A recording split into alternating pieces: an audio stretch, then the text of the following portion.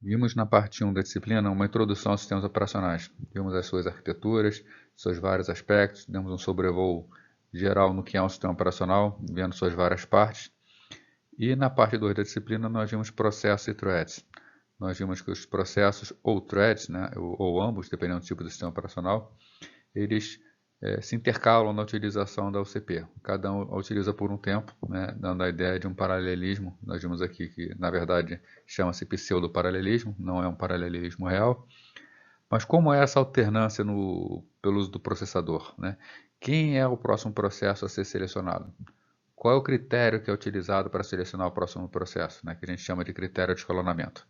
A gente vai ver isso agora nessa parte da disciplina, na terceira parte, na gerência do processador, que é a parte responsável por gerenciar o processador e selecionar, mediante algum critério, o próximo processo ou thread a ser colocado em execução. Supondo que haja sempre algo a ser processado, a ideia da multiprogramação é permitir que o processador esteja sempre sendo utilizado, né? Então, a todo instante ter alguma coisa processando, desde que haja realmente o que venha a ser processado. Os sistemas multiprogramáveis, então, deve existir um critério para a gente determinar qual ordem na escolha dos processos para entrar em execução. A gente vai ver aqui que dependendo da forma como se quer programar o sistema, da forma para qual o sistema é destinado, os critérios podem variar. Né? Cada tipo de sistema pode ter um critério diferente. Então, existem alguns critérios e a gente vai estudar aqui quais são esses critérios e como o próximo processo, ou próximo thread, é selecionado para execução. A parte do sistema operacional responsável por isso a gente chama de escalonador. Né? Então, o escalonador ele é o software responsável por fazer o escalonamento. Né? Então, o que é o escalonamento? Escalonamento nada mais é que o procedimento de seleção. Então, fazer o escalonamento dos processos é dizer qual será o próximo processo a ser colocado em execução. Obviamente, quem faz isso é o escalonador, também conhecido como scheduler, né? Escalonador em inglês, ou também conhecido como agendador, embora seja pouco usual esse nome agendador. Né? Então, o escalonador é a parte do sistema operacional responsável pelo escalonamento. É o software que faz o escalonamento. O que ele faz? Ele seleciona um processo na fila dos processos que estão no estado pronto. Então, só para lembrar aí, um processo, ele botar só os estados principais. Ele pode estar no estado pronto,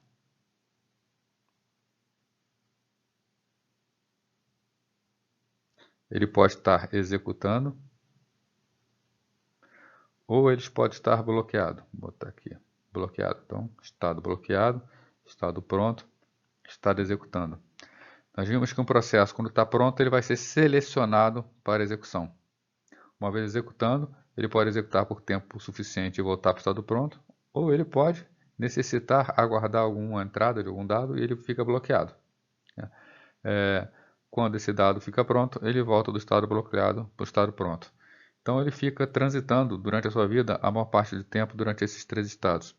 Qual o papel do escalonador? O papel do escalonador é realizar essa transição do estado pronto para o estado executando. Selecionar o próximo processo a sair do estado pronto e entrar no estado executando. Então ele seleciona um processo, vou apagar aqui.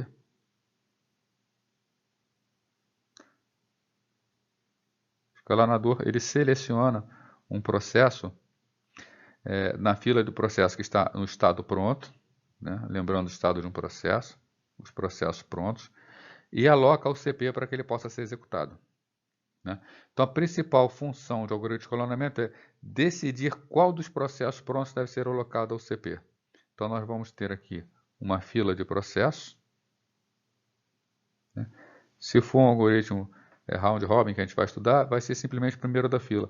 Agora, nem sempre será o primeiro da fila. Né? Nós temos o processo do primeiro, o segundo, o terceiro, o quarto. Então, uma série de processos aguardando para ser executado.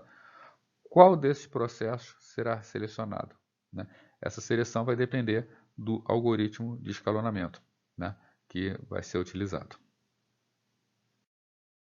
Mas por que existem diferentes algoritmos? Por que existem diferentes formas? Bom, nós temos alguns critérios de escalonamento que a gente vai utilizar cada algoritmo dependendo daquilo que a gente espera do nosso sistema. Então, para citar alguns critérios de escalonamento. O primeiro deles, imparcialidade. Né?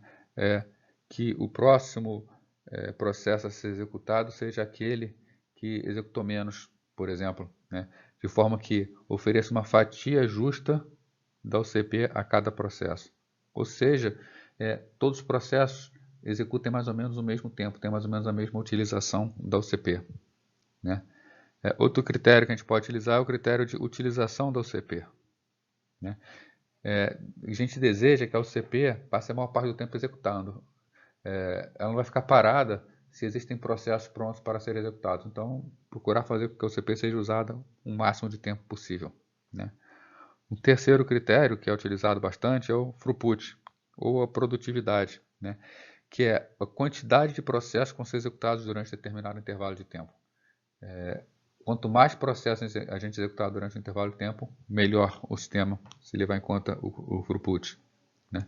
Outro critério é o tempo de processamento. Quanto tempo leva para o processo, desde que ele inicia, desde que ele entra no sistema até terminar a sua execução. Então, a ideia é diminuir que esse tempo de processo, o tempo de turnaround, seja menor possível, né?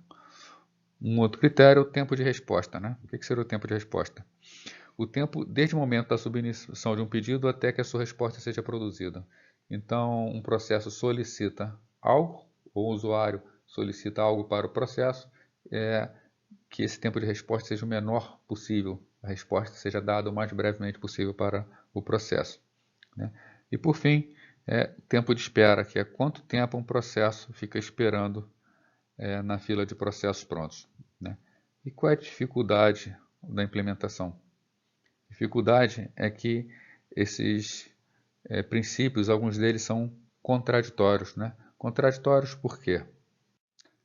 Por exemplo, tempo de resposta. A ideia é que o tempo de resposta seja o menor possível. Isso quer dizer o seguinte, se o meu sistema, a minha prioridade, é que ele tenha o menor tempo de resposta, como fica a imparcialidade? Processos que estão exigindo bastante, que o usuário está querendo bastante informação dele, que estão esperando algo do sistema, eles executaram num sistema com tempo que é prioritário o tempo de resposta, esse processo vai ter bastante prioridade para que ele possa obter logo aquela sua solicitação. Como é que fica a imparcialidade? Se tem que dar o mesmo tempo a todos. Como é que fica o tempo de espera? Vai ser igual a todos? Esse processo está sendo chamado mais tempo para poder ser atendido, né? Utilização do CP. Eu quero utilizar ao máximo o CP, porém isso também pode conflitar com imparcialidade. Pode ser que para utilizar melhor o CP eu dê prioridade a processos que usem mais tempo ao CP, né? Processo tipo CPU bound. Com isso esse processo vai ser escalonado mais vezes. Como é que vai ficar a imparcialidade? Então esse processo, né, essas metas todas, elas são contraditórias, tá? É difícil um sistema onde a gente consiga equilibrar todos esses critérios. Um conceito importante na gerência do processador é o conceito da preempção, né? Então, os algoritmos de escalonamento eles podem ser classificados como preemptivos ou como não preemptivos, né? O que seria um algoritmo de escalonamento preemptivo? O algoritmo de escalonamento preemptivo ele existe quando o sistema pode interromper um processo durante a sua execução, né, para pôr outro no lugar. Então, o processo ele vem executando normalmente, está executando, chega em um determinado momento, é necessário parar esse processo nesse ponto para permitir que outro processo entre em execução no lugar dele. Então, nesse momento, um outro processo B, continua a execução. Então, temos o processo A que estava em execução, o processo B que estava aguardando. Quando essa parada é feita pelo sistema, quando o sistema tem essa capacidade de decidir que chegou a hora do processo A parar para dar a vez ao processo B, nós dizemos que temos um sistema de escalonamento preemptivo, né? E o que é o não preemptivo? O não preemptivo é quando o sistema não tem essa capacidade, né? Então, ele não pode parar o processo em execução, ele não tem a capacidade de parar o processo de execução. Aí nós dizemos que temos um sistema operacional não preemptivo. Uma vez que o processo ganha o CP, ele só vai parar de utilizar o CP quando ele resolver que chegou o momento dele parar, né? Então, somente quando ele bloqueia por alguma razão, ou então quando ele resolve vamos chamar assim, uma vontade própria. O algoritmo ele foi escrito de forma a parar para dar vez a outro processo. Aí nós teremos um algoritmo não preemptivo. Bom, algumas características do escalonamento preemptivo. Permite que o sistema dê atenção imediata a processos prioritários. É importantíssimo em sistemas operacionais que têm prioridades para alguns processos a capacidade de preempção. Porque uma vez que um processo prioritário está pronto para execução, ele precisa executar algo e existe um outro processo menos prioritário utilizando o CP, o sistema operacional precisa ter a capacidade de tirar o processo que está em execução para colocar um novo processo no seu local. Né? Proporciona melhor tempo de resposta em sistema de tempo compartilhado, né? A segunda. Proporciona melhor tempo de resposta em sistema de tempo compartilhado. Quando nós temos um sistema de tempo compartilhado com vários processos em execução, se o sistema operacional determina um tempo de execução, que mais adiante nós vamos ver que se chama quantum, se ele determina esse tempo como um tempo máximo que o processo pode executar, ele tem a capacidade de tempos em tempos gerar o processo, ele define um quantum curto, então ele faz a troca de processos rapidamente e o sistema de tempo compartilhado vai fazendo trocas rápidas e sucessivas, dá a impressão que existe um paralelismo real. Né? Uma outra característica é compartilhamento do processador de maneira mais uniforme. Compartilhamento, tá? Do processador de uma maneira mais uniforme. Se ele pode parar o processo para pôr outro processo em execução, o sistema tem a capacidade de controlar quanto do sistema cada processo já utilizou e podendo fazer aquela utilização mais justa do sistema. Quem já usou mais vai passar a usar menos, quem usou menos pode passar a utilizar mais, e a gente consegue uma justiça maior dentro do sistema. Né? Para ele ser implementado, a gente vai ver o mecanismo, exige que uma interrupção do relógio ocorra ao fim do intervalo para devolver o controle da UCP ao escalonador. O que quer dizer isso? Um processo ele vem executando normalmente. Então, processo, vou botar a linha do processo aqui em cima, está em execução. Como o sistema operacional faz para parar o processo em um determinado momento? Quem está utilizando a UCP é o processo. O sistema operacional, o escalonador, ele está parado, ele está guardado em memória. Como que um processo parado pode parar outro? Bom, o esquema utilizado é utilizar temporizadores. No início, marcar aqui em roxo, quando o processo é colocado em execução, um temporizador é marcado com o tempo que o processo pode executar. Um tempo comum para temporizador é um tempo de 100 milissegundos. O processo pode executar durante 100 milissegundos. Então ele coloca um temporizador em execução, entrega o processador ao processo, aí o processo vai executando normalmente. Então o processo vai executando, o temporizador está correndo. Então chegou a 50 milissegundos, 75 milissegundos, 100 milissegundos. Quando chega em 100 milissegundos, o que o temporizador faz? Gera uma interrupção. A gente já vê aqui os mecanismos de interrupção. Então, quando é gerada uma interrupção, o sistema operacional é chamado, ele percebe que foi uma ele percebe que foi uma interrupção causada pelo estouro do temporizador. E como foi temporizador, foi ele quem programou o temporizador, ele sabe que está na hora de trocar o processo. Ele vai lá e troca o processo que está em execução. Então, de uma forma bastante simples, utilizando temporizadores, um sistema operacional, temporizadores e interrupções, um sistema operacional consegue controlar o tempo que um processo pode executar e trocar esse processo por outro em memória.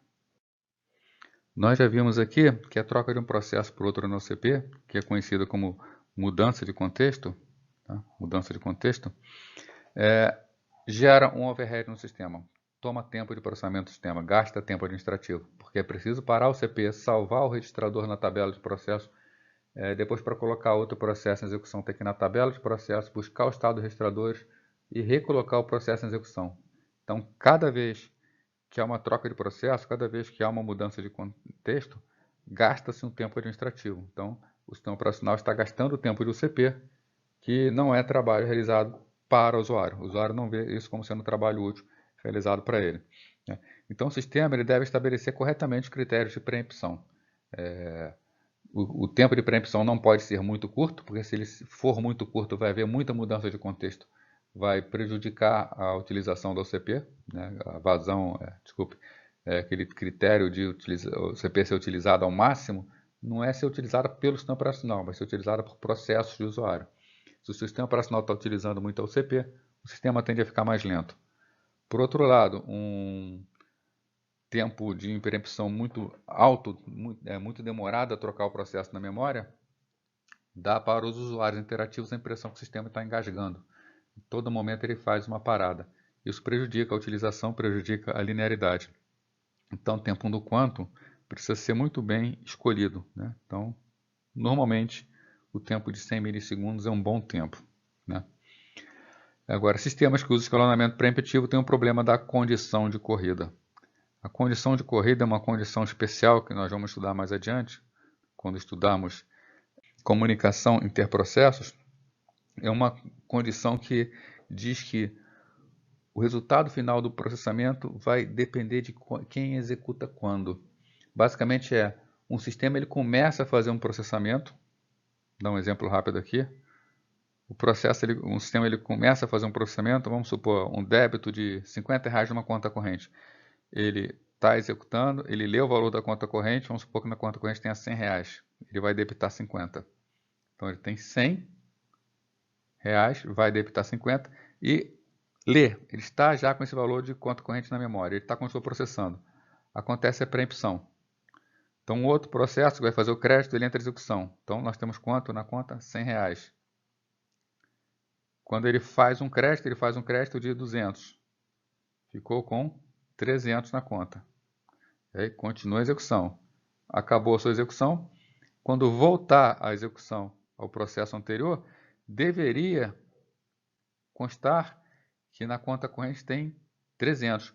Mas aquele processo já fez a leitura da conta corrente. Para ele, a quantidade, o valor que tem na memória, na conta é 100. Ele fez a leitura antes da atualização anterior. O que ele vai fazer? Subtrai 50. Quando ele subtrair os 50 que foi feito o saque, ele vai fazer 100 menos 50. Vai ficar com o valor 50 em memória. Quanto ele salva na conta corrente? 50. Então, nós tínhamos uma condição que na conta corrente tinha o valor 100. Né? Vai ser feito um débito de 50 e um crédito de 200. Tinha que ficar com quanto? Com 250. Mas pela condição de corrida, no final ficou com um valor na conta corrente de 50. A gente vai estudar mais à frente como esses problemas ocorrem, por que é que esses problemas ocorrem e qual é a solução para esse tipo de problema. Mas o fato é que o escalonamento preemptivo pode gerar esse tipo de problema. Se não fosse preemptivo, a primeira operação seria executada por completo, seria feito primeiro um débito, e depois, quando ela terminasse, seria feito o crédito. E aí não teria problema nenhum. Então, esse é um problema do escalonamento preemptivo, a condição de corrida. Na linha de por que existem diferentes sistemas com diferentes características e que vão utilizar os diferentes algoritmos de escalonamento, né? Por que existem essas diferenças? Né? Bom, em diferentes ambientes são necessários algoritmos de escalonamento diferentes. A gente já falamos aqui, né? Quais são esses ambientes? Vamos dar alguns exemplos aqui. Primeiro, ambientes em lote. O que é um ambiente em lote? Ambiente em lote é aquele onde a gente vai fazer um processamento sem interferência humana. O sistema sabe exatamente o que ele precisa fazer. Um sistema de compensação bancária, que vai trabalhar durante a noite, por exemplo. Ele tem uma série de dados que ele precisa processar esses dados. Então ele vai receber, processar cada um desses dados, gerar uma saída, gerar um resultado final. É um tipo de sistema de processamento em lote. Ele tem um lote de tarefas para executar. Esse lote de tarefas está pronto e ele vai simplesmente executar essas tarefas. É diferente, por exemplo, do sistema interativo. O sistema interativo é aquele que o usuário está interagindo com ele. Notadamente, computadores pessoais. A gente está editando planilha, está jogando, a gente está editando um texto, fazendo uma determinada tarefa quando estamos interagindo com o sistema. Existe um ser humano interagindo com o sistema. Um sistema em lote, o sistema operacional não precisa ter muita preocupação com o tempo de resposta para o processo que está executando em primeiro plano. Ele pode otimizar o sistema de modo que a vazão total tenha um ganho sobre isso. Já um sistema interativo, a gente não pode priorizar tanto a vazão total. O usuário está usando o sistema, ele quer ter a impressão que o sistema é todo dele, que o processo que ele está executando é o dono do sistema. Então a multiprogramação ela vai ser feita, a gente vai ter aquele pseudo-paralelismo, a ilusão de um paralelismo, mas sempre dando prioridade para o processo do usuário, para que o para que o usuário não perceba que o sistema está também fazendo outras coisas e atrapalhando o seu processamento, né? E temos sistema de tempo real, que já conversamos sobre o sistema de tempo real, por exemplo, o sistema de um avião, o sistema de uma comporta de uma hidrelétrica, o sistema do alto forno de uma siderúrgica. São sistemas em que tem tempos corretos onde determinadas ações devem acontecer. Então, o escalonamento ele tem que ser feito de forma que cada uma dessas ações que tem o seu momento correto para ser executado, seja executado naquele momento. Então, aqui nós temos, por exemplo, 3 sistemas que são bastante utilizados, 3 sistemas que são bastante comuns e que têm necessidades bastante diferentes para um algoritmo de escalonamento. Então, por isso que existem diferentes algoritmos de escalonamento. Começando sobre o sistema em lote, né? Então, são amplamente utilizados onde? Sistema de folha de pagamento, marquei errado aqui. Sistema de folha de pagamento, né? Então, uma determinada empresa vai gerar folha de pagamento. São feitos todos os benefícios do usuário, todo aquilo que o usuário tem que receber, aquilo que ele tem que ser descontado para todos os usuários. Então, é colocado tudo para ser processado em lote. Então, numa grande empresa com milhares de empregados, durante determinado momento vai ser disparado o sistema de execução da folha de pagamento. Todos os dados vão ser processados de acordo com o banco de dados e vai gerar quanto que cada um deve receber. Então, um exemplo de sistema de processamento em lote, né? Sistema de controle de estoque também.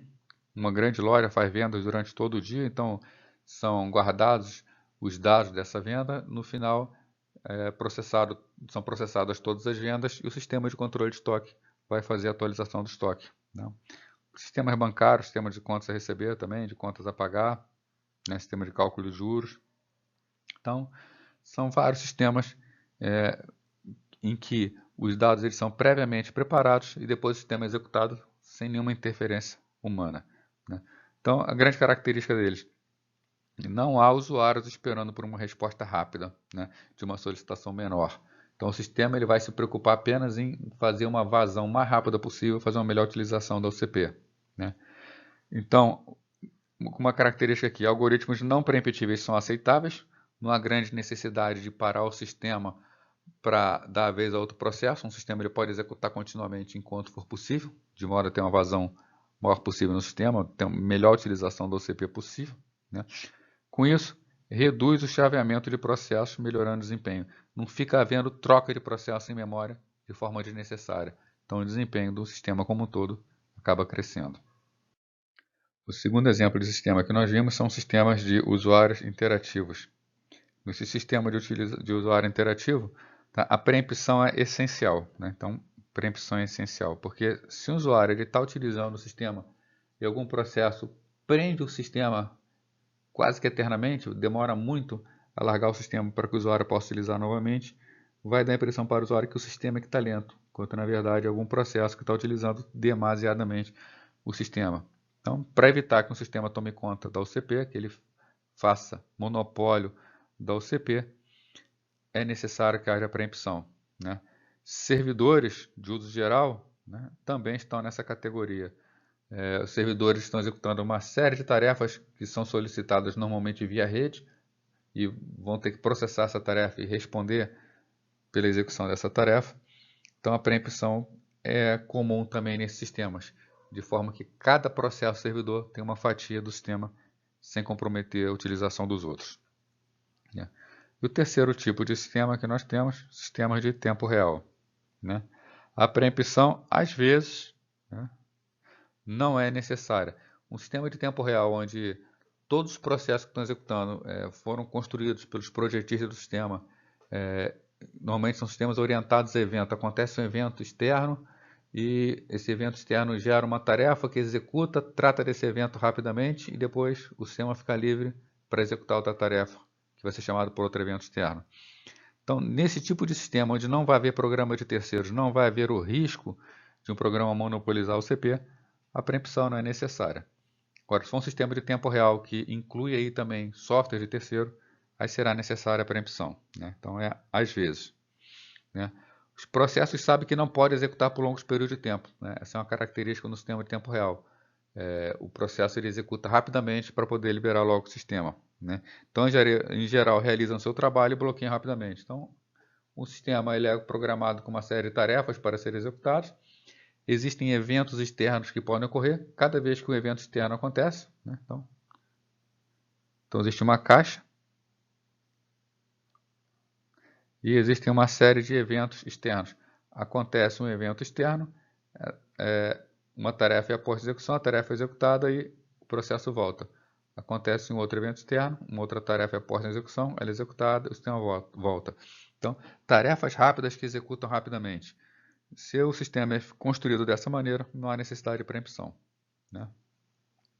Agora, sistema de tempo real executam apenas programas que visam o progresso da aplicação à mão, né? Não se vai, por exemplo, botar um sistema de uso executar um processamento em lote dentro de um sistema de tempo real. A gente pode comprometer o sistema de tempo real. Então, equipamento desenvolvido para trabalhar com o sistema de tempo real não executam ou raramente executam softwares dentro dele que não seja software feito para o sistema de tempo real. Bom, então vem aqui a pergunta, né? O que um bom algoritmo de escalonamento deve fazer, né? A resposta vai ser depende. Depende do que o sistema espera. Bom, de forma geral, nós podemos dizer que todos os sistemas esperam justiça, né? Que é que cada processo tenha a sua vez de utilizar o CP. Então, a justiça é algo que é desejável. Aplicação da política. Por exemplo, a política é máxima utilização da UCP. Então, está sendo aplicada essa política? Então, todos desejam que a sua política seja aplicada, né? E equilíbrio. Equilíbrio é manter ocupada todas as partes do sistema. Nenhuma parte ficar ociosa. Se tem um trabalho para ela ser feito, ela tem que trabalhar. Bom, e as características de cada sistema, né? Sistema em lote. Qual é a prioridade do sistema em lote? A prioridade do sistema em lote é a vazão, ou o throughput, que tem uma série de trabalhos a serem executados. O que o sistema em lote deseja é que esses trabalhos sejam executados o mais rapidamente possível, né? Sem muita preocupação com interatividade. Outro critério, tempo de retorno. Minimizar o tempo entre a submissão e o término. Então, algo é entregue para o sistema fazer, que o sistema faça o mais rápido possível. E máxima utilização da UCP. Fazer com que a UCP seja utilizada o máximo possível, esteja ocupada o tempo inteiro, para que possa ter um melhor retorno do investimento que foi feito nela. Bom, sistemas em lote são as características e sistemas interativos, então. Sistemas interativos. Qual é o objetivo dele? Tempo de resposta, né?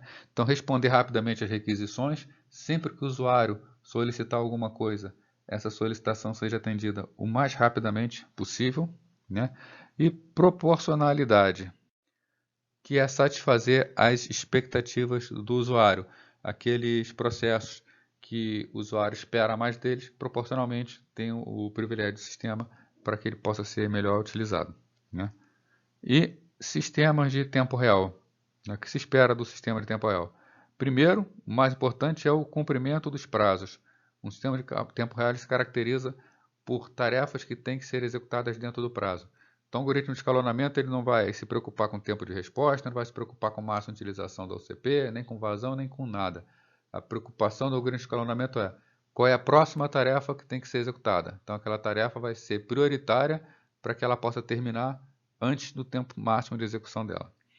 E, obviamente, previsibilidade, né? Que o sistema seja previsível. Saiba-se aquilo que o sistema vai fazer, quanto tempo ele vai executar, vai demorar para executar determinada tarefa. Porque se ele tem tarefas para serem executadas, todas elas têm um tempo certo para ser executado, é necessário que seja previsível o tempo que cada tarefa vai levar e quantas tarefas serão postas em execução, de forma que todas as necessidades do sistema sejam atendidas. Agora, qualquer que seja o critério utilizado, seja para sistemas em lote, sistemas interativos, sistema de tempo real, essas especificações devem ser atendidas de forma que nenhum processo fique esperando indefinidamente, ou seja, que aconteça o starvation. Starvation é o sistema nunca conseguiu utilizar o CP, porque sempre existe alguém com maior prioridade que ele. Então, jamais pode acontecer de um processo que necessita executar sofrer, que a gente chama de sofrer de inanição, né? Não vai ter comida, ele não vai ter o CP, então ele nunca será executado porque sempre tem alguém prioritário. Qualquer que seja o algoritmo de escalonamento, o algoritmo de escalonamento tem que ser construído de forma a evitar a todo custo a ocorrência do starvation. Vamos conhecer aqui então alguns algoritmos de escalonamento.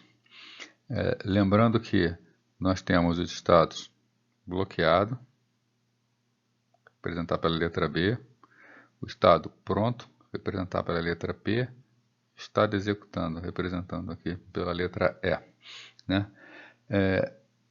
O algoritmo de escalonamento ele vai ser responsável por selecionar aquele processo que está no estado pronto para ser colocado em estado executando. Né? Então, essa transição desenhada aí de P para E. Então, o primeiro deles, FIFO, né? First In, First Out, também conhecido como First Come, First Served. Né? Então, primeiro a chegar, primeiro a ser servido, né? First In, First Out, ou primeiro a chegar, né? Primeiro a servido. Fácil tanto de aprender quanto de programar. É um dos algoritmos mais fáceis que existe. A ideia é simplesmente funcionar como uma fila FIFO, que a grande maioria de vocês já deve ter visto em estruturas de dados. Então nós temos uma fila, uma estrutura de fila. Conforme os processos chegam, processo A chega, ele é colocado na fila, processo B chega, é colocado atrás de A na fila, processo C, processo D, e assim vai. Então, o final da fila e a frente da fila. Sempre que um novo processo chega, é colocado no final da fila. Então, chega um novo processo P, esse processo P vai ser colocado no final da fila, atrás do processo D. E sempre que for necessário selecionar um processo para ser executado, será selecionado aquele processo que está no início da fila. No caso aqui, o processo A. Então, funciona como uma fila simples. Primeiro a chegar, primeiro a sair. Né? Então, processos que passam para o estado pronto entram sempre no final da fila. Né? E quando um processo vai ganhar a UCP, ele vai utilizar o CP sem ser interrompido. Né? Então, a característica desse tipo de escalonamento é que não há interrupção do processo. Sempre que um processo ganha a UCP, ele executa indefinidamente. Né? Então, a gente sabe que é um algoritmo que é não preemptivo. Né? O algoritmo preemptivo é aquele que o sistema operacional tem a capacidade de tirar o processo de execução para colocar outro no lugar. Como no FIFO, sempre que ganha o CP, executa sem ser interrompido, por definição, é um algoritmo de escalonamento não preemptivo. Então, o FIFO é um algoritmo fácil de ser implementado, né, que facilita bastante o desenvolvedor do sistema operacional, mas ele tem sérios problemas. Né? Quais são esses problemas? Primeiro, a impossibilidade de se prever quando um determinado processo vai ter a sua execução iniciada. Já que um processo ganha o CP e ele pode ficar utilizando indefinidamente, até que termine a execução ou então até que ele passe para o estado bloqueado, a gente não tem como garantir que o outro processo vai ter oportunidade de ganhar o CP. Né? Quer dizer, ganhar o CP, em um determinado momento ele até vai conseguir ganhar, mas a gente não tem como prever quando isso vai acontecer. Né? Então não dá para prever quando o processo vai poder executar. Então, principalmente para sistemas interativos, isso é muito ruim. Né? O outro é possibilidade que processos CPU-bound de menor importância prejudicam processos IO-bound prioritários. Né? Lembrando, o que é o processo CPU-bound? Voltando àquele esquema de bloqueados, executando e pronto. Né? O processo CPU-bound, vou botar em verdinho, processo CPU-bound é aquele que fica muito tempo transitando nos estados pronto e executando. Ele usa muito a UCP, então ele executa, volta para o estado pronto, executa, volta para o estado pronto. Já o que é o processo IO-bound? Marcar ele em azul. Processo IO-bound. O processo IO-bound é aquele que está executando, está pronto, vai executar, rapidamente bloqueia, volta para pronto, executa novamente, bloqueia novamente, volta para pronto. Então o processo IO-bound ele passa muito tempo bloqueado, né, e ganha poucas vezes a UCP, porque passa bastante tempo bloqueado. Já os processos CPU-bound, eles passam bastante tempo executando e pronto, executando e pronto. Se o processo CPU-bound ele for de menor importância, ele for menos prioritário, no final ele vai estar executando no máximo o processo IOBound, já que não tem como implementar a prioridade aqui. Uma vez que o processo CPUBound ganhou o CP, ele vai executar sempre. Como ele está sempre pronto, ele está sempre executando, sempre prejudicando os outros processos que têm uma quantidade muito grande, realizam uma quantidade muito grande de operações de entrada e saída, né? Porém, a gente viu que para sistemas batch isso não tem problema, né? Então, o algoritmo inicialmente implementado em sistemas batch. Já que no sistema batch o importante é ter uma série de tarefas que são disparadas e que ao final de determinado período elas têm que ser executadas, não importa muito a interatividade, não importa muito a justiça. O importante é que termine. Então, por ser fácil de implementar e sistema batch não sofrer com esse tipo de problema, ele é largamente implantado em sistemas batch. Ainda pensando em sistema em lote, o próximo da nossa relação é o SJF, ou Shortest Job First, né, ou o primeiro job mais curto, vamos dizer assim. Então, são sistemas em lote. Job é uma tarefa que será executada em lote, e no momento da seleção da fila, né, a gente viu aqui que o FIFO ele é uma fila de processo. Então, temos aqui uma fila de processo A, B, C, D, né? Qual seria o próximo processo a ser executado? Levando em conta que a fila está com início em A e o fim da fila está em D. Pelo FIFO, o próximo a ser buscado seria o processo A, né? Só que a diferença do SJF para o FIFO é que simplesmente, em vez de chamar o primeiro da fila, aquele que chegou há mais tempo, está esperando há mais tempo na fila, seria selecionar aquele que leva menos tempo para executar. Então, assumindo aqui que o processo A, por exemplo, leve 8 unidades de tempo, o B leve 10 unidades de tempo, o C leve 5 unidades de tempo, o D leve 6 unidades de tempo, qual será o próximo processo a ser selecionado para executar? Será o processo C, que ele leva menos tempo. O processo C leva 5 unidades de tempo. Então, quem será selecionado? Processo C. Então, aquele que vai levar menos tempo para terminar a sua execução é o que vai ser selecionado para execução. A ideia aqui é simplesmente reduzir o tempo médio de espera em relação ao FIFO. Se a gente coloca para executar primeiro aqueles processos que terminam mais rápido, o sistema vai entregar logo esses trabalhos. Então, dá a impressão de uma produtividade maior, mas no final das contas vai levar o mesmo tempo que o FIFO para terminar todos os jobs. Só que ele entrega logo aqueles jobs mais curtos, né? Então ele vai dando assim uma produtividade em termos de entrega um pouco maior. Tá como problema, mas na verdade não é um problema, uma dificuldade, é o que? Determinar quanto tempo de UCP cada processo necessita para poder terminar. Como adivinhar quanto tempo vai levar de UCP, né?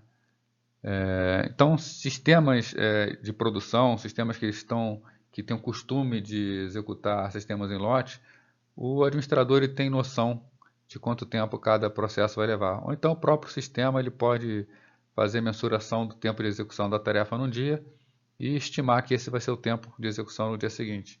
Com isso ele consegue saber qual é a próxima. Mas se não tiver ideia de qual será, ou melhor, se não tiver ideia de quanto tempo os processos ainda vão levar para executar, não tem como fazer a implementação desse processo. É necessário saber quanto tempo falta. Então, em ambientes de produção, né, ambientes onde as coisas estão acontecendo, é possível estimar esse tempo de execução. Esse tempo ele é conhecido. Se não tiver esse tempo de antemão, não tem como implementar esse algoritmo. Para que a gente possa colocar isso em forma de números, nós temos aqui como exemplo 4 tarefas, A, B, C e D, com tempo de execução respectivamente. A tarefa A leva 8 minutos, tarefa B 4, tarefa C 4, tarefa D 4. Somando todos, né, 8 e 4, 12, e 4, 16, e 4, 20, o tempo total de execução será de 20 minutos. Sendo que, se forem executados na ordem A, B, C, D, né, o que vai acontecer? A vai terminar no tempo 8, né? Deixa eu marcar aqui. A vai terminar no tempo 8. Quando A terminar, B vai entrar em execução, aí mais 4. B vai terminar no tempo 12. C vai terminar no tempo 16, já que leva mais 4. E D vai terminar no tempo 20. Né? Se for fazer uma média aqui, a gente vai concluir que o sistema levou no total, tempo total desde a sua inicialização, 8 para A, 12 para B, 16 para C e 20 para D. Vai ser, então, teremos aí um tempo médio de 14 minutos para a execução de todas as tarefas. Se for executado pelo SJF, A vai ser colocado no final. Então, assumindo que sejam executados B, C, D e A na ordem, o que vai acontecer? B termina no tempo 4, C termina no tempo 8, já que é mais 4. O D leva mais 4 minutos, termina no tempo 12. A leva 8 minutos, termina no tempo 20. Se for fazer a média, o tempo de execução total aqui levou 11 minutos em média, né? Então, apenas se for levar em conta o tempo total, a última tarefa terminou, nos dois casos, aos 20 minutos. Né? No tempo total não houve ganho, mas no tempo de entrega de cada um, levando em conta a média, se já pudesse aproveitar esses resultados para alguma outra coisa, o tempo médio realmente reduziu de 14 minutos para 11 minutos, o tempo de entrega de cada um. Assim como o FIFO, ele é um algoritmo de escalonamento não preemptivo. Quando um processo ganha o direito de utilizar o CP, ele vai executar indefinidamente, a não ser que bloqueie. E assim como o FIFO foi utilizado nos primeiros sistemas batch, nos primeiros sistemas operacionais com processamento batch. Então, um algoritmo também bastante antigo, é relativamente simples de ser implementado. O FIFO é mais fácil, que ele simplesmente pega o primeiro da fila. Esse já requer uma análise da fila, mas é uma análise que não é tão complexa. É ver qual é o próximo que vai levar menos tempo para terminar a execução e selecionar esse próximo para ser colocado em execução. Com o desenvolvimento da tecnologia, foi possível a implementação de algoritmos de escalonamento preemptivos, Então, utilizando essa tecnologia, foi criado um algoritmo de escalonamento conhecido como Shortest Remaining Time Next, ou SRTN. O que é o SRTN? Ele é simplesmente a versão preemptiva do SJF. Então, versão preemptiva. A gente pega o algoritmo que a gente viu anteriormente, que é o algoritmo que escolhe o que vai executar mais rápido e coloca ele em execução. A diferença é que, por ser preemptivo, ele não vai considerar apenas o tempo total de execução para poder pegar o menor. Ele vai pegar o tempo restante de execução. Então, ele vai avaliar todos os processos que estão em execução, calcular quanto tempo cada um falta para terminar e vai escolher aquele que falta menos tempo para terminar. Então, levando em conta quanto tempo já executou também. Então, o escalonador escolhe qual processo? O escalonador escolhe aquele processo cujo tempo de execução restante é o mais curto. Então, esse tempo de execução precisa ser conhecido antecipadamente. É a mesma situação do SJF. É preciso uma estimativa, ambientes em produção a gente tem essa estimativa. É claro que não vai ser algo exato, vai ser estimado, mas o sistema é capaz de, sabendo por quanto tempo um processo já executou e faltando quanto tempo em média ele leva para executar, ele é capaz de calcular esse tempo restante conhecido. Por ser um algoritmo preemptivo, o que ele faz? Supondo que chegue uma nova tarefa, então uma nova tarefa chega. O que o sistema faz? O tempo total de execução dela, que é o tempo que falta para ela ser executado, é comparado com o tempo restante do processo atual. Está levando em conta que quem está executando é aquele processo que tem menos tempo no sistema. Então, falta menos tempo para ele terminar a execução. Então, não é preciso comparar com todos. Sempre que a nova tarefa chega, ela é comparada apenas com o processo que está em execução. Se o tempo para terminar a nova tarefa for menor, o sistema operacional para o processo que está executando e coloca essa nova tarefa em execução no lugar dele. Já se essa nova tarefa, o tempo de execução total dela for maior do que o tempo que falta para o processo terminar a sua execução, a nova tarefa é colocada na fila e o processo continua até encerrar. Quando ele encerra, vai ser avaliado aquele que falta menos tempo a terminar e vai ser o próximo a ser selecionado.